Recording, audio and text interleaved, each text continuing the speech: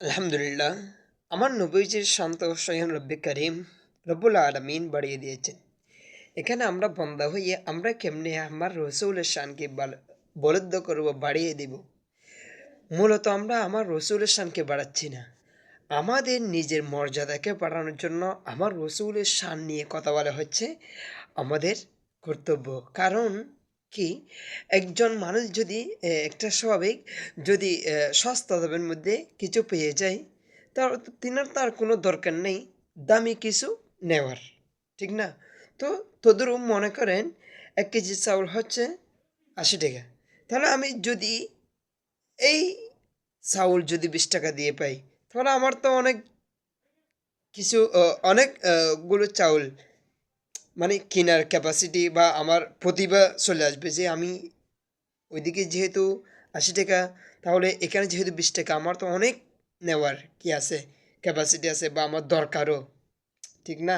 Possible দরকার হবে আমার, কারণ একটা আবার পসিবল হয়ে যাচ্ছে যেহেতু ওইখানে 80 টাকা এখানে 20 টাকা। তো তদুরূপ আমার রসুলের শান, আমার নবীজির শান কখন আমরা বাড়াতে পারবো না? আমরা নিজেরা আমার রসুলের শান নিয়ে কথা বলছি, কারণ আমাদের নিজের মর্যাদাটুকুকে বাড়ানোর জন্য। আমরা কখনো আমার রসুলের শানকে বাড়াতে পারবো না। তো যারা এখন আমার রসুলের শান নিয়ে কটূক্তি করে, মূলত বেকুবরাই নিজেদের শানকে, নিজেদের মর্যাদাকে ছোট করতেছে। আরে বেটা, তোর যদি শানের দরকার হয়, তোর যদি মর্যাদা পাওয়ার দরকার হয়, তোর যদি সম্মান পাওয়ার দরকার হয়, আমার রসুলের শান নিয়ে কথা বলতে থাক, তোর সম্মান এমনি বেড়ে যাবে। তোরা বেকলল কেমনে বলস আমার রসুলের শানকে কমাতে চাস? কেমনে আমার রসুলের শানকে কমানোর জন্য সব সময় নিজেরা ব্যস্ত থাকিস? এটা নিয়ে ব্যস্ত থাক না, আমার রসুলের শান বাড়ানোর জন্য ব্যস্ত থাক না। তোর শান, তোর মর্যাদা, তোর সম্মান আল্লাহ তাআলা বাড়িয়ে দিবে ভাই। কি করো এগুলো, কি বলস তোরা? তোদের কথাগুলো তো আমি বুঝতেই পারি না।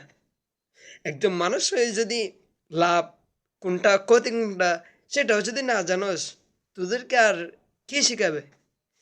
কে শিখাবে মানুষরা, জনগণরা?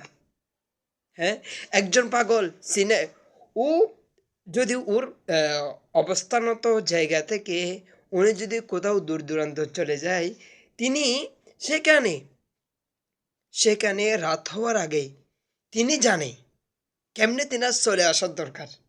উনি সেটা খুঁজে তার ঘরের মধ্যে আবার অবস্থান করে। তো একজন পাগল যদি জানে উনি অন্য জায়গাতে চলে গেছে, কিন্তু ওনার অবস্থানে উনি চলে আসে, তো তোমরা তো পাগলের চেয়ে তো খারাপ। পাগলরা তো বুঝে দেয় লাভ আর ক্ষতি, তোরা তো লাভ আর ক্ষতি এটাও ছিলস না। তোরা নবীর শানকে বাড়াতে থাক না। তুই তো আর নবীর শানকে আর বাড়াতে কমাতে পারবি না, বাড়াতেও পারবি না।